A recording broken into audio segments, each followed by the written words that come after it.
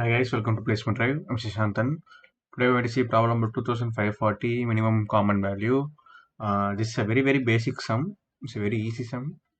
Which this sum is mainly to make you guys understand about two-pointer approach.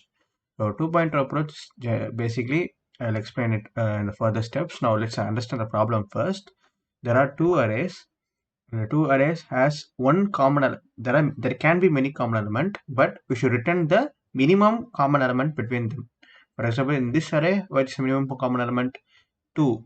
2 is present here and 2 is present here also. So it's the minimum common element. What can do here? Here 2 and 3 are common, but 2 is the minimum common element among 2 and 3. So we should return 2. So by looking it, you can easily say that okay, I just run on loop and just compare the elements and return the answer, but it's not that simple. For example, if you use only one loop, for example, I use a for loop and use I as an iterator for both arrays. What happens if first let I be here? First let I be here, and I will be here also, and I will be here. If first I will be 0, right? So it will compare 1 and 2. After that I will become 1. Then it will compare 2 and 3, and it's not equal. Then again it will compare 3 and 4. It's not equal. Again compare 6 and 5. It's not equal. So what we should do? We shouldn't move both the indexes as it is. We should move both indexes individually. So how can we do that? For example, I'm not using for. I'll just say what loop I'm going to use. I'll just use two. First, let's compare two integers as the iterator, and first let's compare 1 and 2. Are they equal? No. Then we should move either of the one index. So if I move this alone and I don't move j, what happens? It might become equal. So my first logic is we are going to move both the indexes separately with some logic. What logic can we apply here? There is one main component mentioned in the question is it is already sorted in ascending order. So that there is no need for rocket science. It's very simple.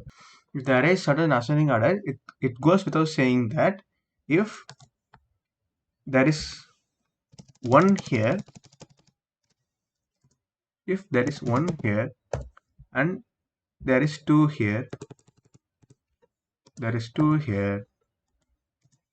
if I need to move this I to the right side, because 2 is greater than 1, so 2 will be present to the right of the 1. So I'll move this I alone. So when will I move I? I'll move I if j is greater than I. So move I if the element in j is greater. And when will I move j? Move j if element in I is greater. It's simple, right? Just see. If I is greater than j, for example, if I is 3, for example, let's not take 2 here, and let's take 3 here, and let's have 4 here, and let's have 1 here. So how can we think? First I will be here, right? First I will be here,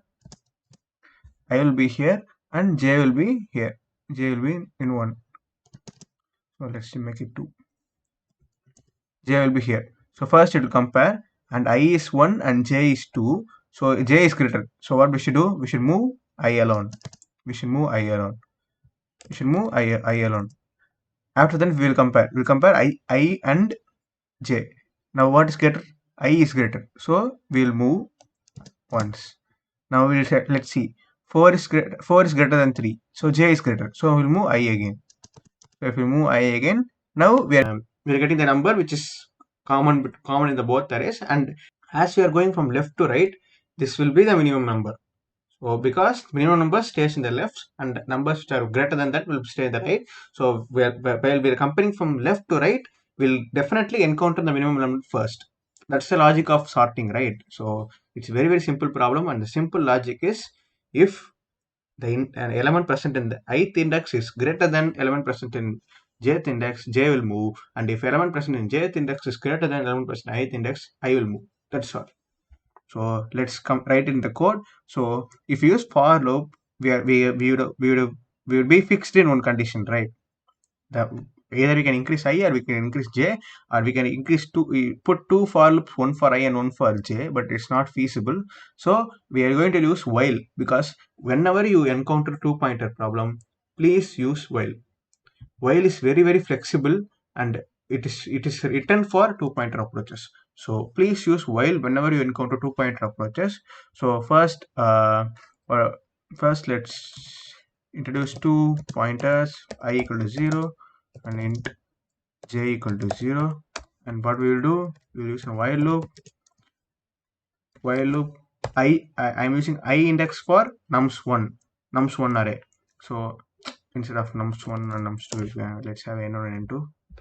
So for n1 I'm using ith index, so I should not exceed n1 dot length, and j should not exceed n2 dot length.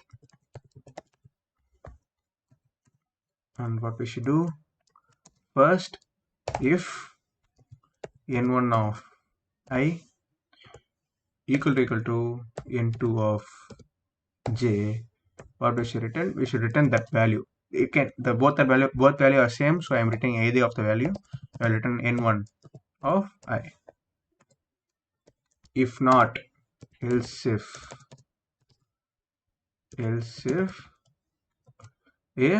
first condition, what we can write, let's take if I is greater than j. If n1 of I is greater than n2 of j, what we can do, we will just move j. That's all. Else if n1 is lesser than n2, what we should do, n1 of I is lesser than n2 of j, we will move I. That's all. And what will return in the end, will return -1. -1 is will return when, if the match is not found, if there is no element common between the two arrays. So this is the basic logic. It's basic as the array is sorted. If we have a number which is more than another number present in the other array, to find that number we should move towards the right. That's basically the logic here. So let's run and see. Yeah, it's passing. Let's submit and see.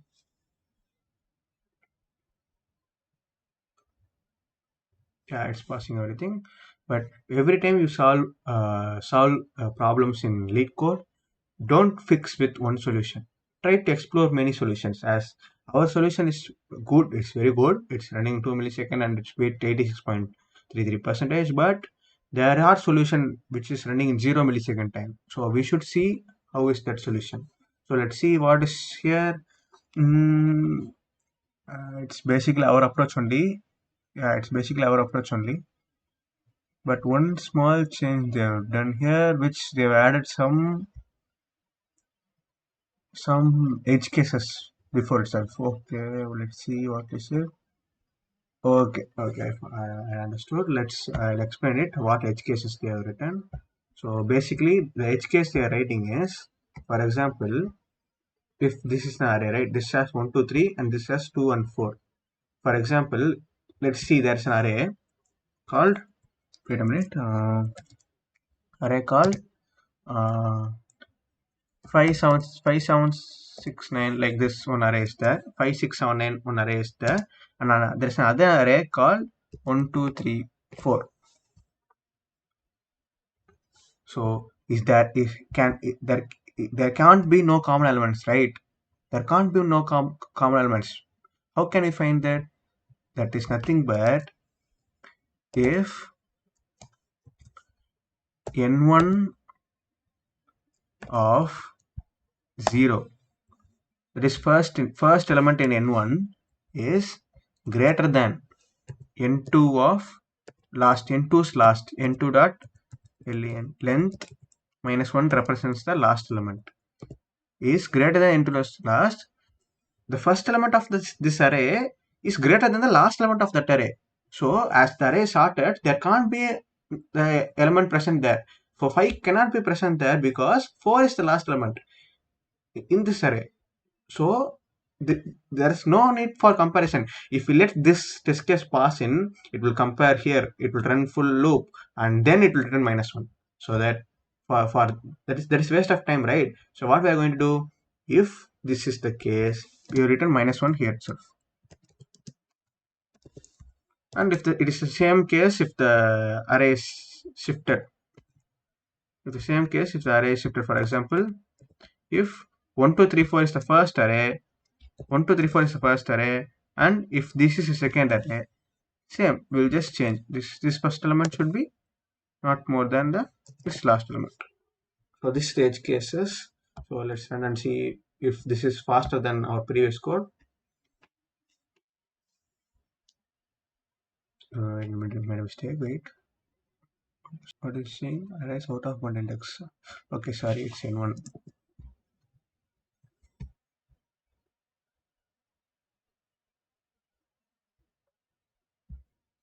Let's see if it's faster. Last time it was 2 milliseconds, right?